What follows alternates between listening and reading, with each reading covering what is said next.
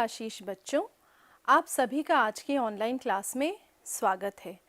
आज हम कक्षा 8 के सामाजिक विषय में इतिहास का अध्ययन करेंगे।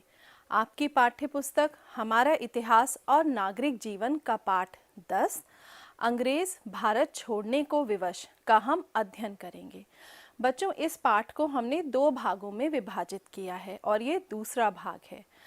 पहले भाग में हमने क्या क्या जाना था? हमने जाना था व्यक्तिगत सत्याग्रह एवं भारत छोड़ो आंदोलन, और इस भाग का हमारा प्रकरण है आज़ाद हिंद फौज का योगदान एवं भारत का स्वाधीनता अधिनियम। अब तक हमने जाना। इस भाग को शुरू करने से पहले पिछले भाग में हमने क्या क्या जाना था, आइए इसे दोहरा लेते हैं। सन 1935 का अधिनियम। बच्चों, जैसा कि आपको याद होगा कि सविनय अवज्ञा आंदोलन को विफल करने के बाद अंग्रेज सरकार को यह आभास हो गया था कि भविष्य में पुनः आंदोलन छिड़ सकता है। इसलिए उसने भारतीयों को प्रसन्न करने के लिए 1935 का अधिनियम पारित किया। इसे भारत सरकार अधिनियम भी कहते हैं। इसके अंतर्गत क्या क्या मुख्य बिंदु थे, आप सभी को ध्यान होगा बच्चों। इसके अंतर्गत केंद्र में अखिल भारतीय संघ और प्रांतों में प्रांतीय स्वायत्तता की स्थापना की व्यवस्था की गई थी। संघ में भारत की देशी रियासतों एवं प्रांतों को भी शामिल किया गया था। यह भी व्यवस्था की गई थी कि केंद्र की विधायिका में देशी राजाओं द्वारा मनोनीत प्रतिनिधि भी शामिल होंगे और केंद्रीय विधायिका के अधिकार क्षेत्र से रक्षा एवं विदेश विभाग को बाहर रखा गया था। अन्य सभी विषयों पर गवर्नर जनरल का नियंत्रण था। इस अधिनियम की, जिसे भारत सरकार अधिनियम भी कहते हैं 1935 का, इससे भारतीयों द्वारा कटु आलोचना की गई थी। 1939 में द्वितीय विश्व युद्ध प्रारंभ हो गया था। अंग्रेज सरकार ने कांग्रेस के नेताओं से विचार विमर्श किए बिना इस युद्ध में भारत को झोंक दिया था, जिसके विरोध में कांग्रेस मंत्रिमंडलों ने अक्टूबर सन 1939 में त्यागपत्र दे दिया था। हमने ये भी जाना था बच्चों, कांग्रेस मंत्रिमंडल के त्यागपत्र देने के पश्चात गांधी जी ने पुनः आंदोलन प्रारंभ कर दिया गया था। व्यक्तिगत सत्याग्रह 1940 ईस्वी में प्रारंभ हुआ था और इसके प्रथम सत्याग्रही विनोबा भावे थे। सत्याग्रहियों का नारा था युद्ध में अंग्रेजों की सहायता ना करना। अंग्रेज सरकार ने कांग्रेस के नेताओं से विचार विमर्श करने का प्रयास किया, लेकिन कांग्रेस ने स्पष्ट कह दिया था कि हमारा लक्ष्य पूर्ण स्वराज है और इस दिशा में अधिक विलंब सहन नहीं होगा। भारत छोड़ो आंदोलन 1942 में प्रारंभ हुआ। प्रमुख गतिविधियों के बारे में हमने जाना था, जैसे जब आंदोलन का प्रस्ताव पारित हुआ, उसी रात्रि को अंग्रेज सरकार ने गांधी जी और बड़े बड़े राष्ट्रीय नेताओं को गिरफ्तार कर लिया था। 9 अगस्त की प्रातः ही ये आंदोलन पूरे देश में प्रारंभ हो गया। शहरों में बड़े बड़े जुलूस निकाले गए और हड़तालें हुई। ग्रामीण क्षेत्रों में जैसे जैसे समाचार पहुंचा, वैसे वैसे लोग इस आंदोलन के साथ जुड़ते चले गए। महिलाओं ने भी पुरुषों के साथ कंधे से कंधा मिलाकर इस आंदोलन में भाग लिया। हमने यह भी जाना था कि छात्रों ने सहभागिता की, क्रांतिकारियों ने सहभागिता की। इसके बारे में हमने पिछले भाग में विस्तार से अध्ययन किया था। करो या मरो की प्रबल भावना के साथ भारत छोड़ो आंदोलन की शुरुआत हुई थी। इसकी गतिविधियों के बारे में हमने विस्तार से पिछले भाग में चर्चा की थी। एक ओर ब्रिटिश साम्राज्य को ध्वस्त करने के लिए जहां श्री जयप्रकाश नारायण, अच्युत पटवर्धन एवं श्रीमती अरुणा आसिफ जैसे बड़े बड़े राष्ट्रीय नेता भूमिगत होकर कार्य कर रहे थे, वहीं सैकड़ों जोशीले क्रांतिकारी साहित्य वितरण में जुड़ गए। इन क्रांतिकारियों ने अपने देश के लिए स्वयं को बलिदान कर दिया और इनकी बलिदान की गाथाएं स्वतंत्रता के इतिहास में सदैव अमर रहेंगी। बच्चों, आपको ध्यान होगा, हमने ऐसे ही एक नवयुवक हेमू कालाणी के बारे में भी पिछले भाग में जाना था। क्रांतिकारी गतिविधियों के साथ साथ इसी दौरान विद्रोहियों का भूमिगत ढांचा भी तैयार हो गया था। भूमिगत गतिविधियों के बारे में भी हमने विस्तार से चर्चा की थी और प्रमुख नेताओं के बारे में भी हमने पिछले भाग में जाना था। आज हम जानेंगे, आज के भाग में हम क्या क्या जानेंगे। आइए बच्चों, सबसे पहले इसके बारे में जानते हैं। हम सुभाष चंद्र बोस के बारे में जानेंगे। आज़ाद हिंद फौज का संघर्ष एवं योगदान भारत के स्वतंत्रता संग्राम में, इसके बारे में हम विस्तार से अध्ययन करेंगे। सैनिकों का विद्रोह कब हुआ और क्या गतिविधियां थी और अंग्रेज सरकार की क्या प्रतिक्रिया थी, इसके बारे में हम विस्तार से चर्चा करेंगे। कैबिनेट मिशन कब भारत आया और कैबिनेट मिशन ने क्या मुख्य निर्णय लिए, इसके बारे में हम जानेंगे। और हम यह भी जानेंगे कि कैबिनेट मिशन, कैबिनेट समिति को बनाने का क्या उद्देश्य था। अंतरिम सरकार, भारत में अंतरिम सरकार कब बनाई गई, हमारे प्रथम प्रधानमंत्री एवं प्रथम गवर्नर जनरल कौन थे, इसके बारे में हम जानेंगे। भारतीय स्वाधीनता अधिनियम 1947 किन परिस्थितियों में पारित हुआ और इस अधिनियम के मुख्य बिंदु कौन कौन से हैं, उनके बारे में हम विस्तार से चर्चा करेंगे। भारत का विभाजन, इसके बारे में भी हम जानेंगे बच्चों। और स्वतंत्र भारत के बारे में हम विस्तार से चर्चा करेंगे। सुभाष चंद्र बोस, बच्चों जैसा कि आप देख सकते हैं, यह चित्र सुभाष चंद्र बोस का है। सुभाष चंद्र बोस जी का यह विश्वास था, बिना सशस्त्र युद्ध किए भारत अंग्रेजों के शासन से मुक्ति नहीं पा सकता। अर्थात उनका यह मानना था कि अगर भारत को अंग्रेजी शासन से मुक्त कराना है तो सशस्त्र युद्ध का मार्ग अपनाना पड़ेगा। और सुभाष चंद्र बोस ने फॉरवर्ड ब्लॉक नाम से युवकों का एक संगठन प्रारंभ किया। उन्होंने युवकों को प्रेरित किया कि वे फॉरवर्ड ब्लॉक नामक संगठन में शामिल हों। आज़ाद हिंद फौज, बच्चों आज़ाद हिंद फौज का नाम आते ही सहजता से सुभाष चंद्र बोस का नाम स्मरण हो जाता है। अंग्रेज सरकार ने सुभाष चंद्र बोस को बंदी बना लिया। क्यों बंदी बना लिया था? क्योंकि उनके विचार के हिसाब से भारत को अगर अंग्रेजों के शासन से मुक्ति दिलानी है तो सशस्त्र युद्ध का मार्ग अपनाना पड़ेगा, और उन्होंने फॉरवर्ड ब्लॉक की स्थापना की थी। इसके परिणाम स्वरूप अंग्रेज सरकार ने सुभाष चंद्र बोस को बंदी बना लिया था। कुछ दिनों बाद अंग्रेजों ने सुभाष चंद्र बोस को जेल से तो छोड़ दिया, लेकिन उनके मकान में ही उन्हें नज़रबंद कर दिया गया। जनवरी 1939 ईस्वी को सुभाष चंद्र बोस चुपचाप घर से निकलकर पहले काबुल पहुंचे, फिर काबुल से होते हुए वह जर्मनी से जापान जा पहुंचे। जर्मनी और जापान की सहायता से सुभाष चंद्र बोस ने आज़ाद हिंद फौज का गठन किया। बच्चों सुभाष चंद्र बोस ने आज़ाद हिंद फौज का गठन जर्मनी और जापान की सहायता से किया था। आज़ाद हिंद फौज का संघर्ष, द्वितीय विश्व युद्ध में जर्मनी द्वारा बंदी बनाए गए लगभग 50,000 सैनिक स्वेच्छा से आज़ाद हिंद फौज में भर्ती हो गए, अर्थात वे आज़ाद हिंद फौज में शामिल हो गए। सुभाष चंद्र बोस ने आम नागरिकों को भी इस फौज में भर्ती होने के लिए प्रेरित किया। और आपको पता है क्या, फौज में स्त्री सैनिकों का भी एक दल था जिसका नाम क्या था? रानी झांसी रेजिमेंट। फौज में स्त्री सैनिकों के दल का नाम था रानी झांसी रेजिमेंट। आज़ाद हिंद फौज के सिपाही सुभाष चंद्र बोस को नेताजी कहकर पुकारते थे। क्या कहकर पुकारते थे? वे सुभाष चंद्र बोस को नेताजी कहकर पुकारते थे।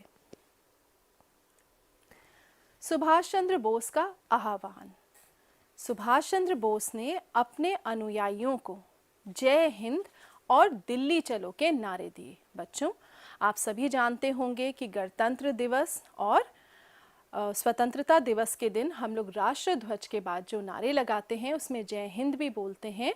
तो सुभाष चंद्र बोस ने अपने अनुयायियों को कौन से नारे दिए? उन्होंने जय हिंद और दिल्ली चलो के नारे दिए।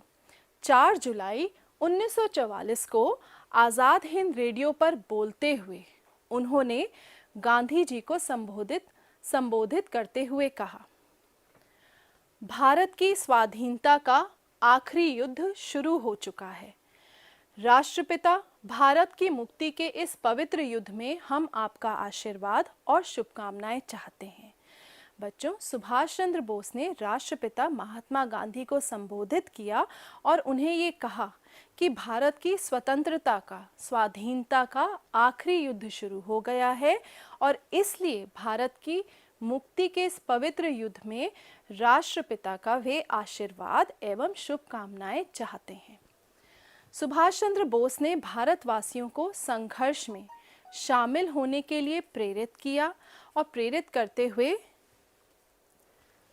उन्होंने कहा, तुम मुझे खून दो और मैं तुम्हें आज़ादी दूंगा।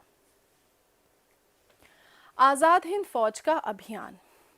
आज़ाद हिंद फौज ने रंगून से दिल्ली के लिए कूच किया और बर्मा, म्यांमार तक अंग्रेज़ों की फौज से वह लड़ती चली आई। द्वितीय विश्व युद्ध में जापान की पराजय होने से युद्ध की स्थिति बदल गई। ऐसे में आज़ाद हिंद फौज का अभियान रुक गया और अंततः फौज को आत्मसमर्पण करना पड़ा। इन बहादुर देशभक्त सैनिकों पर दिल्ली के लाल किले में मुकदमा चलाया गया। सैनिकों का विद्रोह। सन 1946 में अंग्रेज सरकार की नौसेना में भारतीय नौसैनिकों ने बगावत कर दी। जगह जगह हड़तालें हो रही थीं। अपने राज्य के खिलाफ इतना ज़बरदस्त विद्रोह देखकर अंग्रेज सरकार आखिर हार मानने लग गई थी और दूसरे विश्व युद्ध के बाद अंग्रेज सरकार अपने आप को कमज़ोर महसूस कर रही थी। ऐसी स्थिति में भारत की विद्रोही जनता को, जो कि इतना ज़बरदस्त विद्रोह प्रदर्शन कर रही थी, उस पर काबू पाना अंग्रेज़ों के लिए मुश्किल हो रहा था। और इसी समय बच्चों, ब्रिटेन में मजदूर दल के नेता एटली प्रधानमंत्री बने, जो कि भारत की स्वतंत्रता, आज़ादी के पक्षधर थे। भारत की स्वतंत्रता का समर्थन। सन 1945 में विश्व युद्ध समाप्त हो गया। युद्ध के दौरान बड़े बड़े नेताओं एवं बड़े बड़े देशों द्वारा दिए गए आश्वासनों की पूर्ति की मांग अब जोर पकड़ने लग गई थी। एक ओर जहां अमेरिका और रशिया ने यह संकल्प दोहराया था बार बार कि वे स्वतंत्रता और लोकतंत्र की रक्षा के लिए यह विश्व युद्ध लड़ा जा रहा है। किसके लिए लड़ा जा रहा था? स्वतंत्रता और लोकतंत्र की रक्षा के लिए। इस संकल्प को अमेरिका और रूस ने बार बार दोहराया था, जिस कारण नैतिक रूप से वे भारत की स्वतंत्रता का समर्थन करने के लिए बाध्य हो गए थे। Cabinet mission. जुलाई 1942 ईस्वी में ब्रिटेन में संसद के चुनाव में सरकार बदल गई, अर्थात ब्रिटेन की पार्लियामेंट में चुनाव हुए और वहाँ पे सरकार बदल गई। मजदूर दल के नेता एटली ब्रिटेन के प्रधानमंत्री बने। मजदूर दल के नेता भारत की स्वतंत्रता के पक्षधर थे, वे भारत की आज़ादी के पक्ष में थे। इन परिस्थितियों में इंग्लैंड के प्रधानमंत्री क्लेमेंट एटली ने भारतीय नेताओं से विचार विमर्श करने के लिए अपने मंत्रिमंडल के कुछ सदस्यों की एक समिति बनाई और इस समिति को भारत भेजा। इस समिति को कैबिनेट मिशन कहते हैं। बच्चों, इस समिति को क्या कहते हैं? कैबिनेट मिशन कहते हैं। और इसे भारत कब भेजा गया था? सन 1946 ईस्वी में भेजा गया था, भारतीय नेताओं के साथ विचार विमर्श करने के लिए। अंतरिम सरकार। बच्चों, जैसा कि हमने जाना कि ब्रिटेन ने अपने मंत्रिमंडल के कुछ सदस्यों की एक समिति बनाते हुए जिसे हम कैबिनेट मिशन कहते हैं, 1946 में उसे भारत भेजा ताकि वे भारतीय नेताओं के साथ विचार विमर्श कर सके। इस कैबिनेट मिशन ने भारतीय नेताओं से विचार विमर्श करने के बाद दो मुख्य निर्णय लिए। वे दो मुख्य निर्णय कौन कौन से थे? सबसे पहले, भारत में एक अंतरिम सरकार गठित की जाए जिसे महत्वपूर्ण राजनीतिक दलों का समर्थन प्राप्त हो, और दूसरा, भारत का नया संविधान बनाने के लिए एक संविधान सभा गठित की जाए।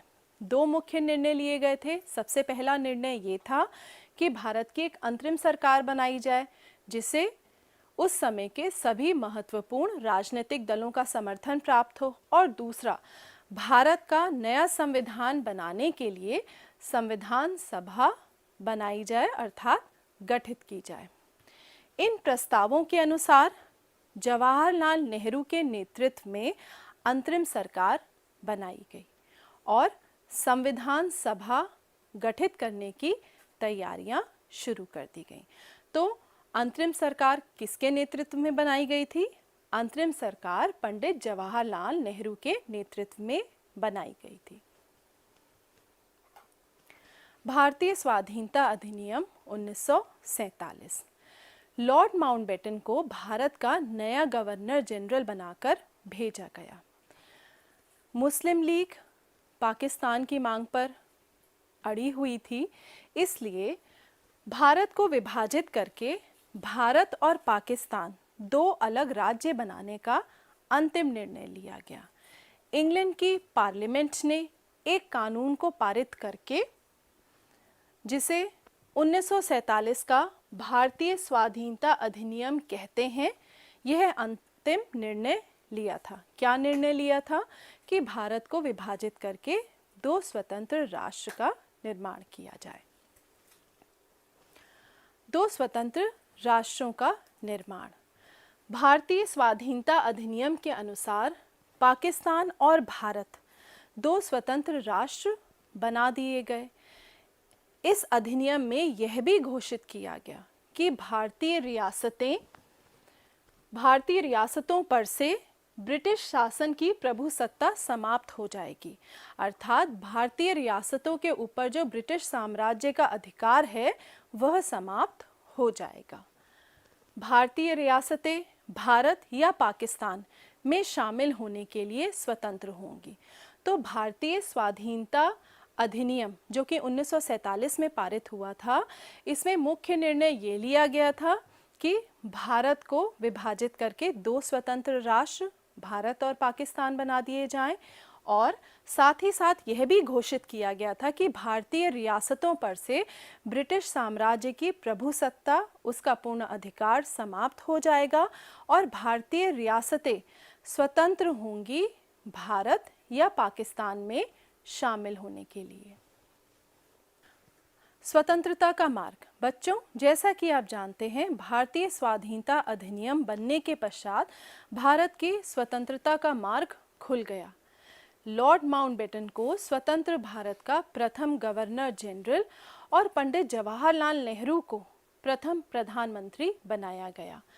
यह निर्णय लिया गया कि जब तक भारत का संविधान बनकर तैयार नहीं हो जाता, आपने बच्चों अपनी पुरानी कक्षाओं में पढ़ा होगा संविधान किसे कहते हैं? देश के कानूनों के संग्रह, सर्वोच्च कानूनों के संग्रह को संविधान कहते हैं। तो किसी भी देश के लिए संविधान अति आवश्यक होता है।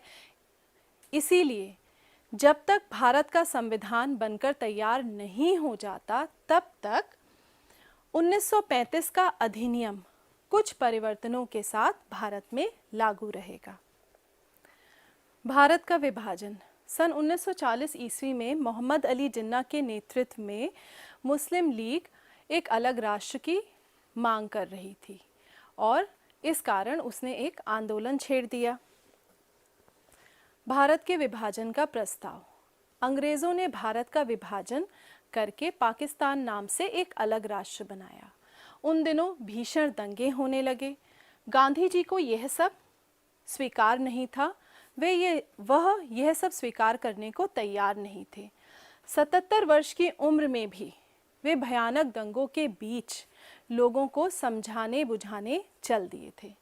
उन्होंने कहा, बच्चों जैसा कि आप देख रहे हैं ये चित्र हमारे राष्ट्रपिता महात्मा गांधी का है।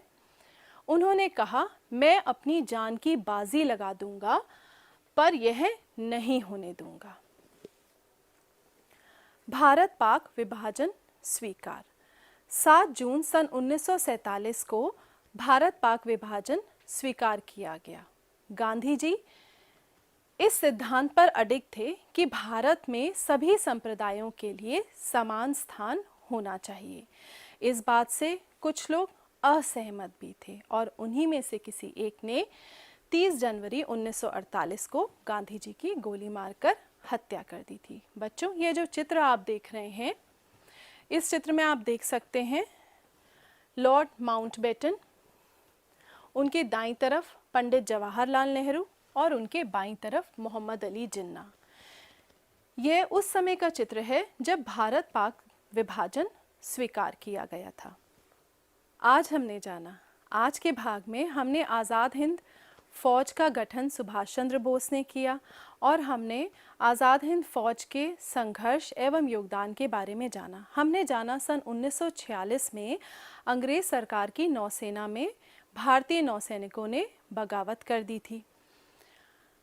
उसी समय इंग्लैंड के प्रधानमंत्री क्लेमेंट एटली ने भारतीय नेताओं से विचार विमर्श करने के लिए सन 1946 में कैबिनेट मिशन को भारत भेजा और कैबिनेट मिशन ने भारतीय नेताओं से विचार विमर्श करने के बाद 2 महत्वपूर्ण निर्णय लिए। सबसे पहला, भारत में एक अंतरिम सरकार बनाई जाए जिसे महत्वपूर्ण राजनीतिक दलों का समर्थन प्राप्त हो, और दूसरा, भारत का नया संविधान बनाने के लिए संविधान सभा गठित की जाए।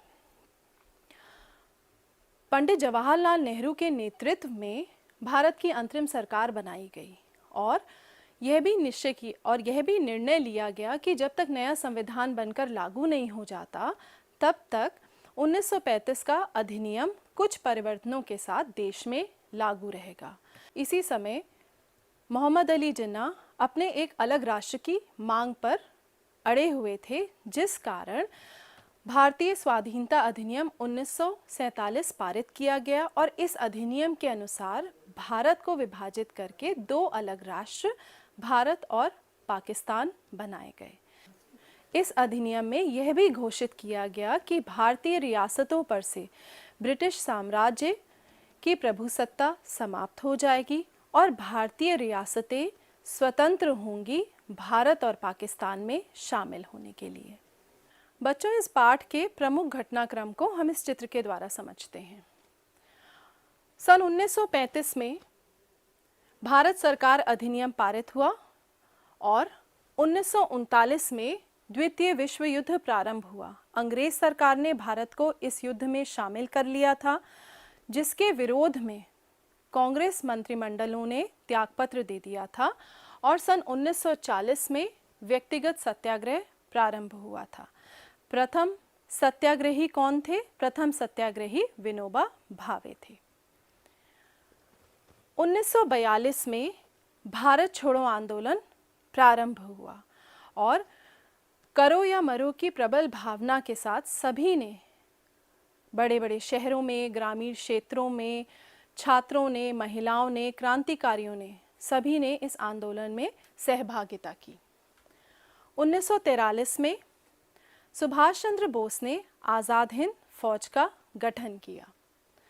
1943 में हेमू कालाणी को फांसी दी गई। बच्चों पिछले भाग में हमने हेमू कालाणी के बारे में विस्तार से जाना था। 1946 में अंग्रेज सरकार की नौसेना में भारतीय नौसैनिकों ने विद्रोह कर दिया था और इस जबरदस्त विद्रोह को देखकर अंग्रेज सरकार हार मानने लग गई थी।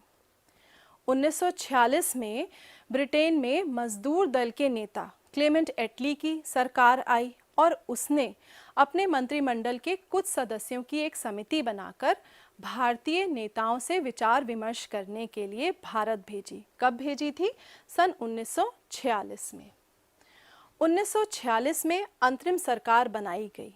बच्चों, जैसा कि आपने जाना था इस पाठ में कि कैबिनेट मिशन ने दो मुख्य निर्णय लिए थे। सबसे पहला निर्णय क्या था? सबसे पहला निर्णय ये था कि भारत में एक अंतरिम सरकार बनाई जाए जिसे महत्वपूर्ण राजनीतिक दलों का समर्थन प्राप्त हो, और दूसरा, भारत का नया संविधान बनाने के लिए संविधान सभा गठित की जाए। और इन्हीं प्रस्तावों के अनुरूप में भारत में 1946 में पंडित जवाहरलाल नेहरू के नेतृत्व में अंतरिम सरकार बनाई गई। 1947 में भारतीय स्वाधीनता अधिनियम के अनुसार भारत का विभाजन कर दो स्वतंत्र राष्ट्र भारत और पाकिस्तान बनाए गए, और इसी अधिनियम में यह भी घोषित किया गया कि भारतीय रियासतों पर से ब्रिटिश साम्राज्य की प्रभुसत्ता समाप्त हो जाएगी, और साथ ही साथ ये रियासतें स्वतंत्र होंगी भारत या पाकिस्तान में शामिल होने के लिए। 1947 में हमारा देश स्वतंत्र हो गया और भारत के प्रथम प्रधानमंत्री पंडित जवाहरलाल नेहरू और प्रथम गवर्नर जनरल लॉर्ड माउंटबेटन बने। अभ्यास कार्य। बच्चों, आइए कुछ अभ्यास कार्य करते हैं। सही जोड़े बनाइए। आपके सामने दो समूह हैं, समूह का और समूह ख। आपको सही जोड़े बनाने हैं। सुभाष चंद्र बोस। बच्चों, सुभाष चंद्र बोस ने आज़ाद हिंद फौज गठित की थी।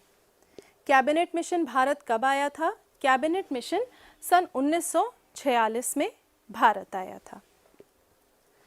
जवाहरलाल नेहरू भारत के प्रथम प्रधानमंत्री बने। लॉर्ड माउंटबेटन स्वतंत्र भारत के प्रथम गवर्नर जनरल बने। और 9 सैनिकों ने विद्रोह कब किया था बच्चों? सन 1946 में विद्रोह किया था। इस जबरदस्त विद्रोह के बाद अंग्रेज सरकार हार मानने लगी थी। निम्नलिखित प्रश्नों के उत्तर दीजिए। आपके सम्मुख कुछ प्रश्न हैं बच्चों, इन प्रश्नों के आप उत्तर अपनी कॉपी में करेंगे। आइए देखते हैं। सबसे पहला प्रश्न कौन सा है? तुम मुझे खून दो, मैं तुम्हें आज़ादी दूंगा। यह कथन किसका है? इस पाठ में हमने जाना था बच्चों, और आप सबको याद होगा यह कथन सुभाष चंद्र बोस जी का है। उनके अनुयायी उनको क्या कहते थे? नेताजी कहते थे। दूसरा प्रश्न है, आज़ाद हिंद फौज के संघर्ष को संक्षेप में लिखिए। बच्चों, आज़ाद हिंद फौज कब बनी और किस प्रकार इसने भारत के स्वतंत्रता आंदोलन में योगदान दिया, और इसके संघर्ष के बारे में आप विस्तार से अपनी कॉपी में लिखेंगे। तीसरा प्रश्न है, कैबिनेट मिशन से आप क्या समझते हैं? जैसा कि इस पाठ में हमने जाना कि ब्रिटेन में सरकार सत्ता परिवर्तन होने के साथ साथ वहाँ के नए प्रधानमंत्री क्लेमेंट एटली, जो मजदूर दल के नेता थे, उन्होंने कैबिनेट मिशन अपने मंत्रिमंडल के कुछ सदस्यों की एक समिति बनाई और भारतीय नेताओं से विचार विमर्श करने के लिए उन्हें भारत भेजा। और विचार विमर्श करने के बाद जो मुख्य निर्णय लिए थे उन्हें भी आप अपने उत्तर में लिखेंगे। चौथा प्रश्न है, भारत छोड़ो आंदोलन कब शुरू हुआ और इसकी गतिविधियों के बारे में लिखिए। बच्चों, भारत छोड़ो आंदोलन के बारे में हमने पिछले भाग में जाना था, लेकिन इस प्रश्न को हमने इस भाग में इसलिए जोड़ा है ताकि आप इसे दोहराते हुए अपनी कॉपी में लिखें। आप अपनी किताबों से इस पाठ के इस प्रश्न के उत्तर को दोहराएंगे और इसे अपनी कॉपी में करेंगे। पांचवा प्रश्न है, भारतीय स्वाधीनता अधिनियम से आप क्या समझते हैं? बच्चों, भारतीय स्वाधीनता अधिनियम कब पारित हुआ? इस अधिनियम के अंतर्गत क्या निर्णय लिए गए? जैसा कि आप जानते हैं कि इस अधिनियम के अंतर्गत यह निर्णय लिया गया कि भारत को विभाजित करके दो स्वतंत्र राष्ट्र भारत और पाकिस्तान बनाए गए, और यह भी घोषित किया गया था कि भारतीय रियासतों पर से ब्रिटिश साम्राज्य की प्रभुसत्ता पूर्ण अधिकार समाप्त कर दिया जाएगा। साथ ही साथ ये रियासतें स्वतंत्र होंगी भारत और पाकिस्तान में शामिल होने के लिए। तो इन सभी प्रश्नों के उत्तर आप अपनी कॉपी में लिखेंगे बच्चों। आशा करती हूँ आपको आज का पाठ समझ में आया होगा। अगली बार हम एक नए पाठ के साथ मिलेंगे। तब तक के लिए खूब पढ़िए और जीवन में रोज कुछ नया सीखिए। धन्यवाद।